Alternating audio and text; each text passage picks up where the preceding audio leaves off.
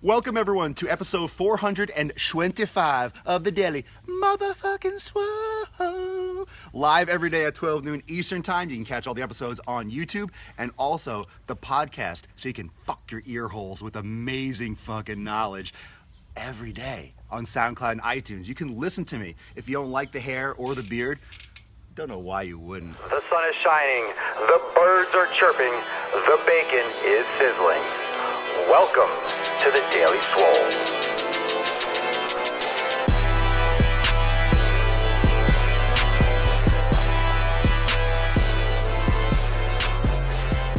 But if you don't like looking at me, you can listen to me. This is my best bro. This is Jeb. Everyone say hi, Jeb. Flex for Jeb. Float some hearts and float some thumbs if you're amped to see this fucking bald beauty, this bald Adonis on the show. So today's an industry special. I was pumping this up on Snapchat and Instagram that today is a fitness industry special because Jeb is a huge background in fitness and exercise expert as well, but there's some interesting perspectives of how we met and some of the experience that we've had in the fitness industry. So this is especially helpful for people that might be looking to get into the fitness industry. It's going to be relatable for those that are already in the industry, and it's going to be an eye-opener for some perspective for those of you that are on the other side, your clients, your members of gyms, but you don't see the behind the veil. So, you know, fitness without the bullshit, Papa Swole ain't gonna yank your crank. Let's start. Jeb, just tell the Swolenormous Nation a little bit about your history, like, you know, like athleticism, you know, growing up, like sports or whatever, and then just give a brief background. So my whole love for fitness, that started back in high school, like when any of us really were getting into fitness. Right, it was always that like high school or trying to press, I'm pretty good at sports and chicks dig it, so let's work out. Chicks dig it. Let's work out. Chicks dig the long ball. Yeah, right. Chicks dig the long ball. Remember those commercials? So yeah, it's started getting into it, and so when I went to college, I was like, you know, I was always told do something you love. I'm like, all right, well, what do I love? I love working out. I love sports. I love being involved. Yeah. So I got undergrad in exercise science, which turned out to be absolute garbage. All right, so let's start there. Let's start with, it's the education system in this country. It's the education system in this country, and what's funny is when we're in school around the same time. Everyone's always said, do what you love, right? Study what you love. Mm-hmm. But then when you get there, you realize you can't make money like that way. Like, right. It depends. You can't make, it depends on how you gauge success. But then when you get out, and then when you get older, let's say, obviously older than we are now, right. You start regretting, like, oh, I should have done that because I've been miserable my whole life. So it's like, do what you love. Hey, that doesn't work. And in the future, it's like, oh, I should have done that anyway. It's weird. It's weird. It's just so broken. Like, would you? Yeah. All right. Let's rewind. Let's not talk about regret. Let's not talk about, because that's perspective. There's no regrets. It's no regrets, because that's you it's what you. I'm just saying, if I could redo it, I probably would have went for a finance degree. Okay. All right. Something completely applicable to having a real job. So let's go back to, so you have exercise science degree. Mm-hmm. So do I. And for those that might not be aware, I also have a degree in exercise science. Mm-hmm. So exercise science. What do you feel you learned from your degree? So let's start this whole fitness industry conversation around education, around being a professional trainer. Like, what does it mean to be a professional trainer? Like, what'd you get out of your degree? Because you did training after. Correct. You did training when you got your degree. Correct. But I got more. I had to do an internship at the end of it, like a 500-hour internship, and I gained more out of that. It turned out to be a lot more. It was like 1,000 hours. Yeah. The experience. So that was at the time. So I was training under a guy by the name of Carlo Alvarez, who used to be the strength coach for the Cincinnati Reds. Okay. So at the end of college, I got into it with him. I was like, all right, that's awesome. Like, he worked my ass off, but at the end of the day, I was part of this family, and I was introduced to all these strength coaches from all around the country. Right. From people from the Jacksonville Jaguars, Ohio State, Cincinnati Bengals. So it was like great networking, too. It was a great network. Yeah. I saw these guys at clinics. We ran clinics, like everything. Now you weren't getting paid. It was an internship. No, it was an internship. And that's where the juice is, because right. you're putting yourself out there. You're offering other people value, which is what you're supposed to do exactly, fresh out of college. Exactly. But Exactly.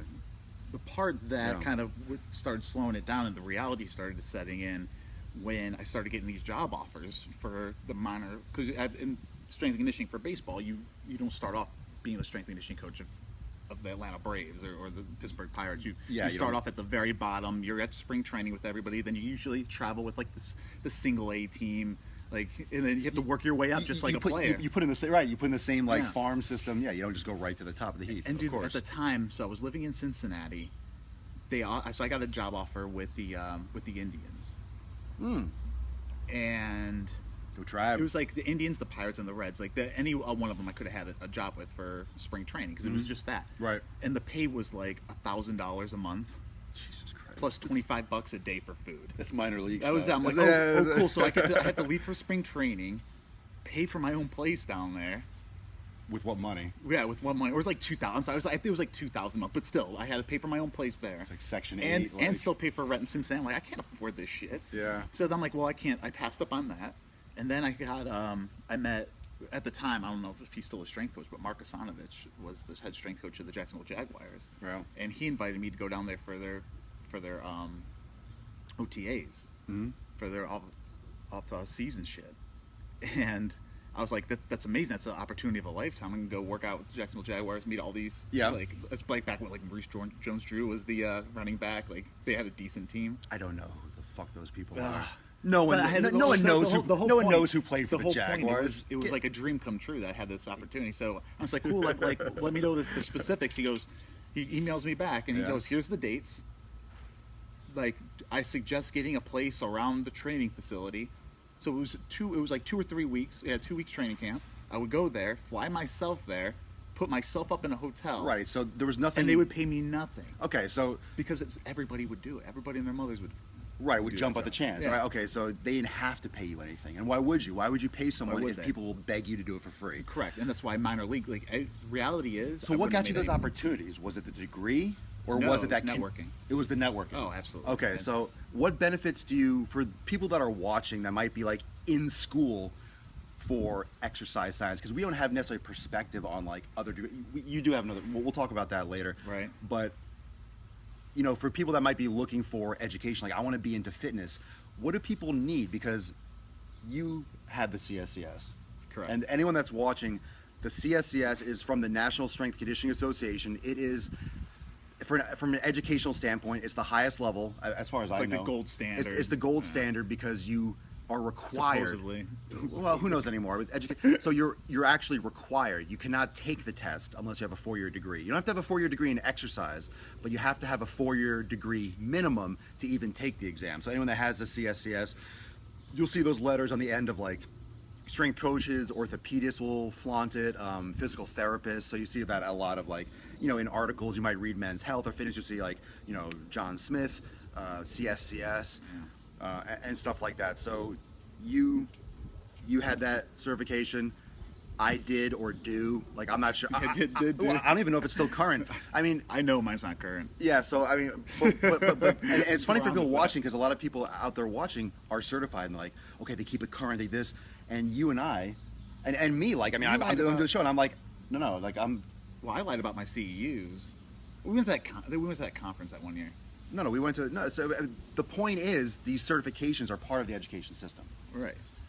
But they require, if you go to a gym and they say, okay, we require you, because it's their insurance. Correct. A gym's insurance will require you to have a certain certification that, you know, will cover them in case like a weight gets dropped on someone's head. So we accept NSCA, NASM, blah, blah, blah. Right.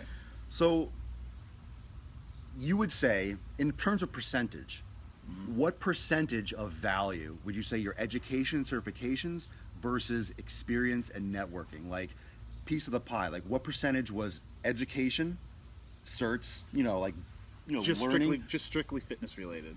Like fitness, like, right? So just fitness related. Right, so like your degree. Right. Well, we'll talk about like how, the importance of that with fitness. So education from exercise science certifications, right, versus networking and just living fitness and experience? Like 5%. 5% what? 5% is education, and That's what you would say. oh, absolutely. Okay.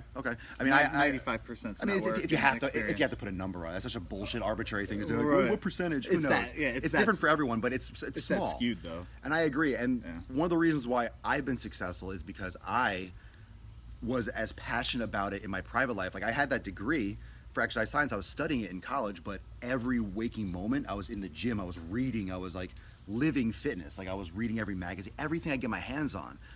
So I really feel like the passion and like my personal interest in just fucking working my ass off and trying to studying these workouts and trying new things was like, it would happen during college, but if I separated it, like what I learned about in school, like the fucking flow of blood through the heart in my exercise physiology class, like who the fuck cares? So like, who cares where like the blood goes into the right atrium? Unless you're cutting it open, who gives a shit where who gives a shit? Personal training, you don't need to know Who any gives of a that shit crap. that the left ventricle gets thicker?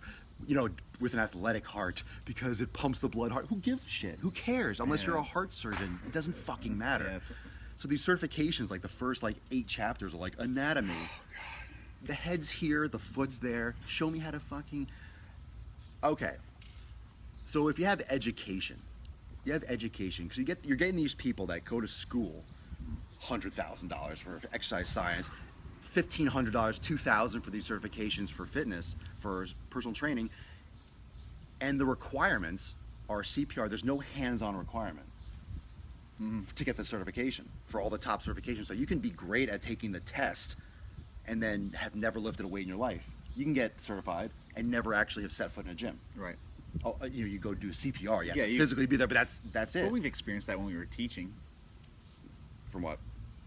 People that have zero experience in the gym, but they were getting certified personal trainer. Okay, so Like, for completely a out little of more shape. for a little more background, Jeb and myself, we met teaching for a school that taught a 9-month personal training course centered around the NASM curriculum, and our program was amazing. But you know, in terms of who was coming in, like the intent of the school, the intent of the students, the awareness of the industry, it's very skewed.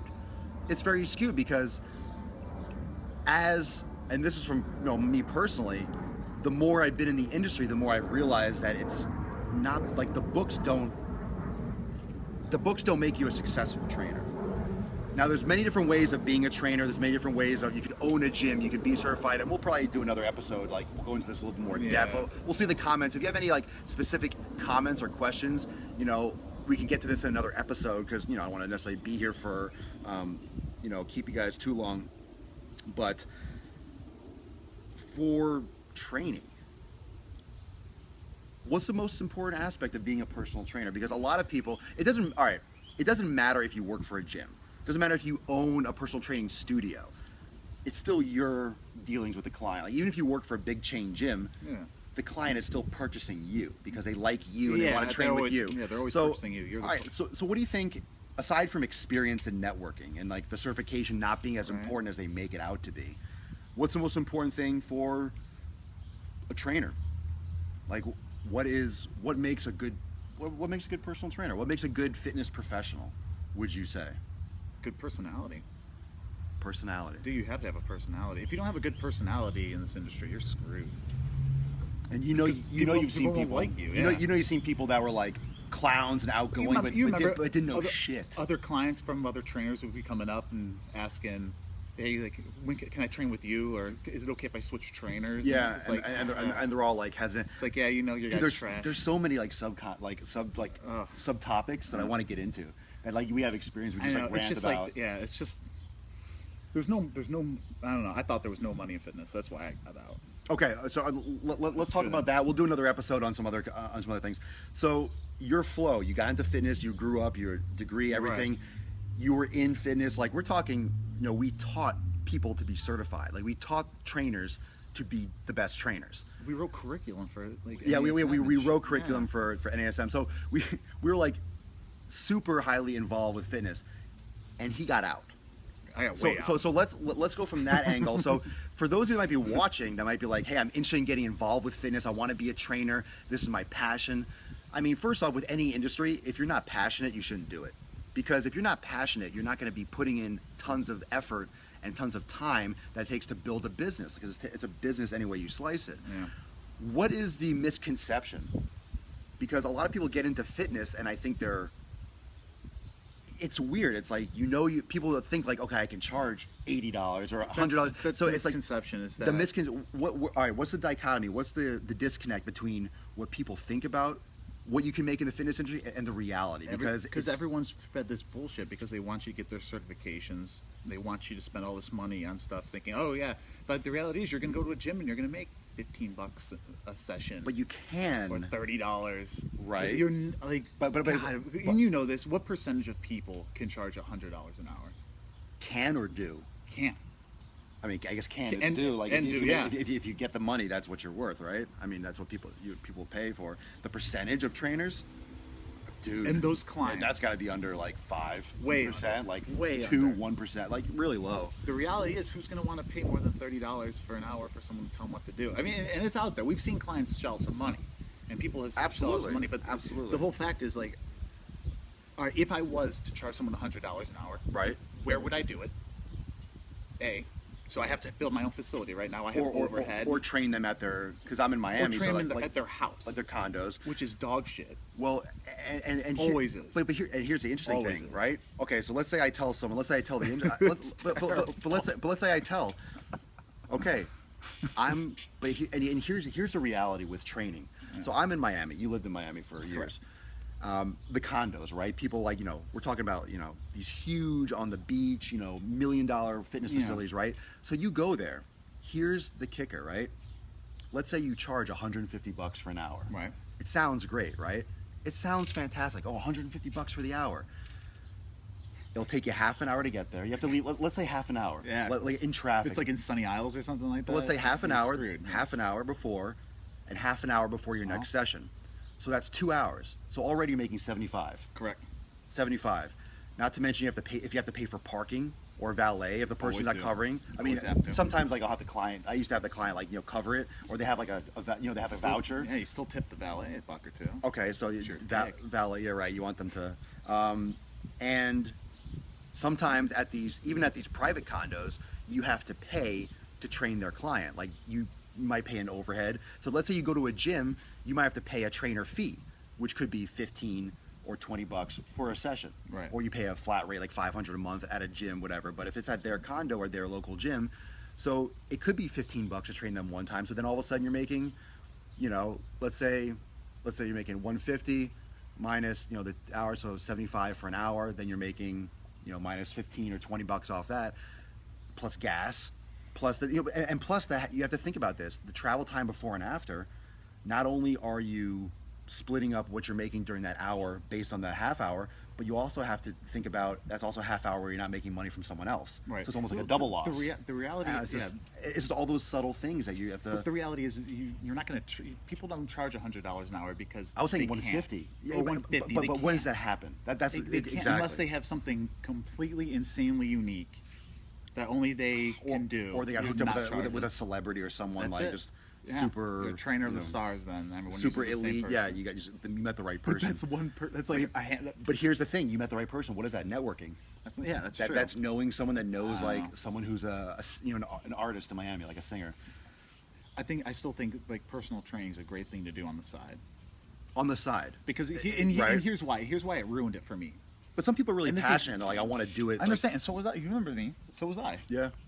I was insanely passionate, but I Right. just got burnt out of the fact that, like, damn, I can't buy a house with what I'm doing. I can't do this. And I know, don't get me wrong, I know Unless plenty you of build, trainers that- unless you build a legitimate business. yeah, like it takes gym. time and stuff like that. Of course it does. And- That's what people But don't it's- realize. Yeah, it takes a lot. If you're a doctor, right? You have to build up a patient base in your area. If you're a trainer, and you move to an area, you don't just move to a new area and then have private clients. Yeah, No one knows you. You have to go entry level. You have to That go. takes so long. You have to go to like a box gym, and get people to know you, get your feet wet in the community, and then sometimes branch off. And most gyms will do like a 70-30 probably. Yeah. Let's say the gym charges 80 and they'll pay you 20, 25. That's a normal split, Yeah. and that's reasonable. But and then if you're getting paid 20 or 25, it's either contractor. If it's W-2, then you're getting taxed on, or you're paying. So then you're getting less. So The hours. Yeah, let's talk about the hours. Oh, the hours are even let's worse. talk about personal training. Let's talk about Inconsistency drove me crazy. So this is, I mean, just for the record, this is obviously someone that's out of the industry. So he has a lot of like, you know, not want to say negativity, but it's just, you know, It's bias. not yeah, it's perspective. It's biased It's a different perspective. It's biased perspective. But I mean, at the same time, it doesn't, I mean, he's obviously, I mean, it's passion too. If you love it. Some people love it. Well, here's the That's thing. fine. I tried to make money But at it. a lot of people and I go tried to do into it. things. A lot of people go into it thinking like, I'm gonna. Yeah. That's the problem with the industry. That's the Yeah. problem with everything. Is like you get sold things, you get sold ideas, you get sold dreams and bullshit. Like you could. I think because everyone thinks like, okay, trainer might cost me $80 an hour, and you think that's a lot of money. So you think trainers are getting paid a lot because it costs a lot, but the gyms are eating up those costs. Yeah. The gyms are eating up those percentages, and it's like anything else. It's a business. You don't just get certified and make money. You have to build a business. It should be a tippable industry. It's Like, what? It should be industry standard to tip your trainer at a gym. Just like you go to a massage You mean envy. like for a session? Yeah, you go to massage envy. Same concept. Right, what- Gym, personal trainer. That's interesting. Store, and we tip them. How come trainers don't get tipped? That would skew the balance That in is- a much different direction. That's very interesting. Yeah. Why don't trainers get tipped? I don't know. You tip your fucking bartender for handing you a can Yeah, of beer. for pouring For me a pouring drink, me- I give you a dollar. oh, thank you Think about for that job. Thank you for That's a great job. Wow. $1 every time I pour someone a beer. just pour someone a beer. The person's sitting there like, I could do this myself, and I know I can, but I won't. Yeah. I'll pay 3 It's times like, as much I for feel the like beer. I feel like a dick not tipping. but like, I'll pay 3 times as much for a beer. Let someone else pour it, and then give you money saying thank you for handing it to me. Here's $1 on that $3 over a beer you slab just of gave wood. Me. Thank Enjoy you. that 33% tip. What other industry gets that? So I mean, all right, I like the idea of tipping a trainer. What's interesting. Okay, here's and maybe we'll close on this point. If you're a doctor, you have a minimum standard, right? Any doctor you go to, not saying they're a good doctor, but you have to pass the board. There's a Yeah. minimum requirement. With training, the industry is wide open. It's like you could have this certification, you could have this certification. The education is night and day. You don't technically have to be certified to be a trainer. If a gym will hire you, it's on their risk as well. But if you go to someone's house, you don't have to have a certification. If you don't have insurance, that's on you. That's your risk. But it depends on how much risk you want to absorb. Like if someone is like, oh, come train me at my house, and you're like, okay, are you certified? No, who cares? You're like going to someone's house and doing exercise. Like it's a higher risk potentially on a legal standpoint. But I mean, it's like there's no requirement. The industry is like the Wild West. And I think people always like, been that way. but people don't realize that. So when you say everyone and their mother is a trainer, everyone knows someone, oh yeah, so-and-so's a personal trainer. It's like I don't like being, when someone says, are you a trainer? I fucking hate that. Well, I personally don't like that. I think what makes it worse is that so we had CSCSs, right? Which But was I supposedly the most pristine one. I hate when people call me like, oh, you're a trainer? I fucking hate that. I hate it because it just I don't shows have to like, call you the rest of this trip. I know, but it's like a very, it just It's feels my like, friend Dash. He's a trainer. no, I just feel like it's, and that's not to insult trainers, but I feel like almost that's degrading with how the industry respects trainers and how they're treated and how like they're educated, because it's because we're in at such a higher level, like literally, and it's not to brag. Well, fuck it, it's brag. Like we know shit. Come on, like the education. Some. What? Not all. No one knows everything. Well, I'm that's what saying in like, terms of education and what you know someone. Yeah, but you wouldn't say you know more than someone that's off the street that's never like read a book about fitness or never experienced anything. There's some terrible trainers. That's out what I'm there. saying. Yeah. That's what I'm saying. But I I mean, mean, just, like, there's no how? minimum. There's no minimum requirement. I'm just stating facts. There's no minimum requirement. There's no Yeah. minimum of entry. Yeah, we've talked about this for a while. There's nothing holding anything back from just complete free for all. And no matter what certification, so one could be more in quote unquote prestigious than the other, but at the end of the day, it doesn't matter what cert you have. You go with the cheapest, easiest one, And that's because it's all the same. How many times did a client ask you to see your certifications? Oh, I've never had that. Like ever? I don't think I've ever had Only the gyms, like when you went to Yeah, like like get a interview, job or yeah. something. That's I it. had one woman. One woman wanted to buy like a session, like, hey, so and so referred me to you. I wanted to get a session for my husband for his birthday, blah blah. Oh, what are your qualifications? And I remember being on the phone and I started to respond. I'm like, oh well, I have a degree with this. and like she cut me off like halfway through. She just wanted to hear me respond. Yeah. It was like she was just like she said that like mechanically, and then when she heard like I had like an instant response, she was like, okay, well, so what's a good day? She just cut me off. I'm like, oh, I had a chance to tell someone my certs. It's like you go through all this, certifications and learning, and people don't give a shit. Like, because no one cares. If you told them you're NSC, so like, sad. I'm saying like the clients, like they wouldn't know if you told them. Yeah. They wouldn't know like what the NSC. They don't fucking know. They don't know. There's a certification every fucking corner. So it comes down to experience and personality. Hands down. I mean, it doesn't matter Always. with anything. Yeah. With any kind of business, you can't trump experience. It doesn't matter how educated you are. It doesn't trump experience. Like, you need someone who's been in the trenches, but you can also have years of bad experience. You can also just be a shitty trainer for a lot of years. And I've been doing it for 15 years. Like, well, you've sucked for 15 years. Yeah, see, Like, where's there's a lot of impatience. on whose part? Trainers. To learn what's proper, Well, or patient, to like, practice the skill? you jump out there thinking that you're going to be able to charge $100 an hour right away, but you're like, holy shit. You mean like being jaded? Like, yeah, you got to wake up at the 4 a.m., do the 5 a.m. clients for the couple hours, then have the gap in the middle of the day and come back and do it at night. Well, let's talk about the schedule. I mean, a lot of people do 9 to 5s. I mean, the training, the classic trainer split, was it 6 a.m. to like 10? Yeah. And then 3 or 4 o'clock until like 9. Dude, I right? always- the split schedule. I always started my first client at 5 a.m. every single day because the 5, Right. the 6, They're the consistent. 7, they are so They're damn consistent. They're Never consistent. miss. They're regular. Never miss. It's the morning ones it's- never miss. The after work ones. Once you start getting to like 9 or 10, you can get some flakes there too, though. Yeah. But like the after work, the evening ones, those Yeah. cancel all the time. I'm late. Hey, I can't make it today. All the time. Yeah. Especially in the winter up here. When I was training, like a really bad God. snowstorm. My whole schedule, I would go from supposing to get like $150 that night to nothing, just like that. The busiest days I had scheduled were the ones like, Like, oh, I cool. have 12 people on the books, Yeah. one person would show up. It's like Merry Christmas to me. But there's all right, and that's I think where we'll close off today's show is the inconsistency. What people don't realize is with any business, like if you're trying to sell a product, you need a customer. Correct. With training, you don't get paid unless, I mean, if you have the money in advance, you can cancel them, but then you're like run the risk of pissing someone off. Like, hey man, I canceled. How many hours? You know, if you say, okay, if you say like, okay, a 12-hour cancellation and someone does it in 10, they're gonna be pissed off. They're like, oh, come on, 2 hours. But then if you give some slack, then they're gonna expect it. But if they don't train, like let's say you have, I always gave the first Well, one. let's First say- one free. That was always my yeah, philosophy. but you'll say you have 20 clients, 10 go on vacation for the summer, you're not making money. You're not making anything. You have those That's dips, happened. that's seasonal. Oh my God. It happens all the time. Go from training like 42 hours a week. You're like, all right, I'm actually worked to like 16 hours. The Yeah, next and you week. feel like you're gonna be Jesus. like, oh, I can maybe. Everyone's you know, on vacation. It's like, all right. And then cool. if they go on vacation, you don't get paid. And that's a huge. Yeah. People don't realize that they're banking, like in Florida, when people are down for the winter, people are banking in January, February, March, April, and all of a sudden they're spending, they're not saving, not being smart, and then July, August hits, and it's like, So when I worked for Verizon, that's how it was.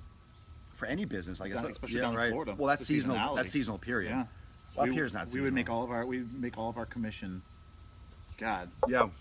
October, November, December, January, February, March, and then it just downhill from there. Yeah, You're just making basic paychecks. the Seasonal rest of- areas. I mean, It's wild. seasonal Crazy. for fitness, seasonal training. A lot of people aren't going to be like doing hardcore personal training in the winter, like when it's snowing out. True. People do it in the summer, like, hey, I want to lose this weight for summer because I'm going to take off my shirt. You know, I want to have like, I don't want to have a gut and this that, and the other.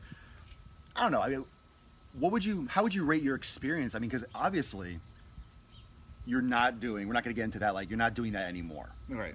And I'm not doing, Well, I'm not doing personal training. Like, how do you feel like your experience with that have factored into like your whole life outlook and like what you're doing now? Has it Well, helped? yeah. Or, Well, here's the thing, because it's like the whole like Philadelphia 76ers philosophy, like trust the process. Like, I don't. it takes time. Using these references, who fucking You don't know 76ers? that? No, How do you not know the process? I know trust the process, but not from the Yeah. 76ers. That's Who one, the two- fuck that's is one, two, anyone three. here? Is anyone here a 76ers fan? Nobody's a 76ers. I fan. know, Not yet. exactly. In a So couple no- years, but you know of the guy and what they've In a, created. in a couple of years. Jesus, living God. under a rock over here. Yeah, I'm See- living see- under a rock because I don't know what the 76ers do. I'm I don't It's watch, the I don't watch it's been pro like the basketball. organizational- Boring as fuck. It's boring as shit. For you, man. I don't want to sit there and I watch. love it. I don't watch sport. Going to the game yesterday was great. I don't want to sit there and just watch on TV. I don't give a fuck. All right, so Well, the whole, tell me the whole thing is I got pissed off at the process thing. There you go. going through that whole Yeah. process. Yep. Wouldn't have got me to where I am right now. That's the thing. That's the it. thing, yeah. Right. You're here in this mental state because of what you did. Correct. Yeah, and I guess your experience with that, like, it gives you perspective on anything with business that you're doing now and sales and appreciating what you have now and like the difference in that. Because if you're in a cubicle your whole life, you think like, oh, I wish I could. It's funny. Grass is always greener. Yeah. You look at the train, it's like, oh man, I wish I could go home in the afternoon. It's like, yeah, but who wants to leave and then go back? But then it comes down to also it being a job. If you love what you do, you don't mind going back. There was a point where it was fine. I know. Yeah. But eventually, as time wore on, you get tired of it. The time plus the hours plus the money just didn't. The honeymoon phase ends. Yeah, it didn't add up, and I was like, I gotta do something else. And that's when I decided to move to Florida and get my master's. Yeah. It just wasn't. Again, I had the illusions of grandeur at 22, or 23. Was it 23 when I moved? Yeah, 23 when I moved down to Florida. It was like, I should be making $1 million. I'm out of college now. Well, that's the entire. Well, that's what that's what you're led to believe. Yeah, and I was working at a gym making. God, what was I making? $30 an hour. $15 a half-hour session. That was good money. That was good money for the trainer at that time. $30 an hour. And it's funny when you see someone like a celebrity trainer, someone charging a lot of money, and you look and like, first off, they don't have the qualifications. Mm-hmm. It's branding, and it's like what most people don't have. Like, they're fronting. And this is like, and you guys know this, on social media especially. I know you're not as big on media, but like people put on a display like they're either good at business, they're good at marketing, but they don't have the stones to back it up. Mm-hmm. They don't have because there is a point where it's personality and it's experience, but there is like, you do have those facets. Like, education is part of it. It's like self-education, experience education, like knowing, like learning right from wrong, like this method works. Like, that's kind of like education in a sense, but it's from experience. So like, there's a point where like you need like some kind of like understanding. You need, how should I say this? The combination of the personality plus like the knowledge and education is, would you say, extremely important? Like, to combine the both. Yeah, combine the two. Like, if you have both, that's like the winning ticket. But most people focus on the education, don't have the personality to back it up, or you have the personality and you have no leg to stand on. I guess my biggest piece of it, it boils down to? This personal training's great.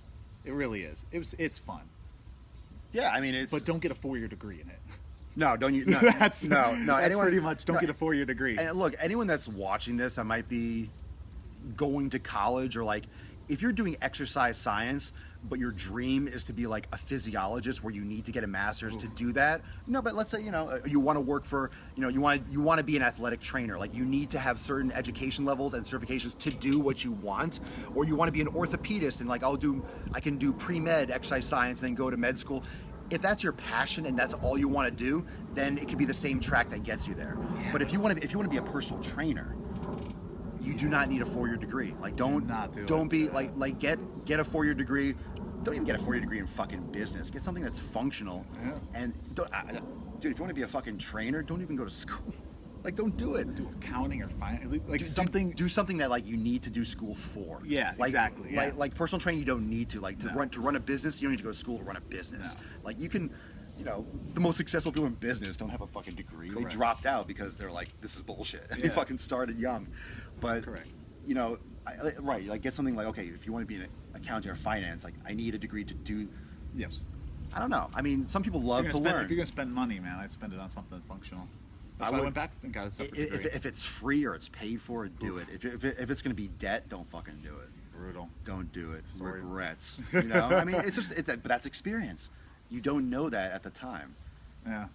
But we went to college at a very interesting time when like the system was just it was like completely breaking. Oh, completely. We like before, like in the 80s, it was like 90s, like okay, college was still the shit. Then all of a sudden, like the internet was like right when like we graduated, like when Facebook like really came out. College skyrocketed. And then all of a sudden, like education, the value with the internet came out was like just bottomed out. So now like people are getting stuck with like these degrees. And it's so funny how it's tons of debt. It's still looked at as like what you do. You go to high school, you go to college. Fuck, man, that's the worst decision, I think. Going to school is such a bad idea right now. It's because you don't need it. You don't need it. Yeah, really there are a few things where like depends on what you're there for. Exactly, but like art history, history period. I mean, that's true. Exercise, science. It's just what you're taught. You could do more damage putting the fucking work in yourself and interning and getting experience and networking. Like all the shit that you said, it was from networking. You had a degree and like it was your interest, but like you got like those, you know, from the Jaguars and everything. It was because you met people and you fucking got hooked in. Yeah. You tapped in because you gave your time. You put yourself out there. Right? You interned. Well, you had to. Well, but people don't. They expect like, hey, I'm fresh out. gonna be a degree, like I'm gonna have this, like what, and then, but the market's so saturated with fitness. You have to break through. There's everyone and their mother's a trainer because the cost of entry and like the entry level is either zero or high education. Everyone's involved. That's what I was saying about a doctor. Like at least like you have a literal like the medical boards, and then you know you have a group of doctors. Like with fitness, it's like I feel like being a trainer now. I'm gonna be a trainer. You go online, you get a certification online, and they have those. Yeah. They have those and they're accepted. If you have any questions for Jeb or myself about this is just a little bit industry expose, a little like, you know, friend, you know, fireside chat about the fitness industry. And a lot of you have heard this stuff before. And this is not to have like a negative overtone at all. This is just something exposing some of the pitfalls, because we said some positive things too. I mean, it's of course, to never wear a tie, to like have to technically in some instances set your own schedule. Like I only want to work mornings. Like it could be great supplemental income, but you have to think about exactly who you are, what you want out of your life, what you want from training, if you're thinking about making it a primary in your life. Because supplemental, I think it's perfect. You can have like a couple clients in the morning and then go to your 9 to 5. Like you could do that. You can, I mean, people everywhere do that. It's a great like, oh, I have a part-time job here and then I do training. It can be great for flexibility if you have kids or, you know, a unique schedule. But just some insights and some things behind the scenes from two people who have been in the industry for what, a combined like 30 fucking years. Like if you had like my years of experience and yours, just tons and tons and tons of experience in the trenches from every aspect. So, you know, I'll be up here for a few more days, so we'll probably do another little chat. We will pick like something more specific and get into like one topic in particular. But thank you so much, everyone, for joining myself and for episode 425 of the Daily Mother Swole, the most muscular podcast, Swolecast, livecast, broadcast in the realm. Because when I flex, you flex, we all flex. Flex up. Live every day, 12 noon Eastern time on Facebook. If you're watching, catch me tomorrow for episode 426. And you can also watch every episode on YouTube, listen to the podcast, SoundCloud, iTunes. Peace, McGeese, deuce, Magoose. I'll see everyone tomorrow for 427. Slaters.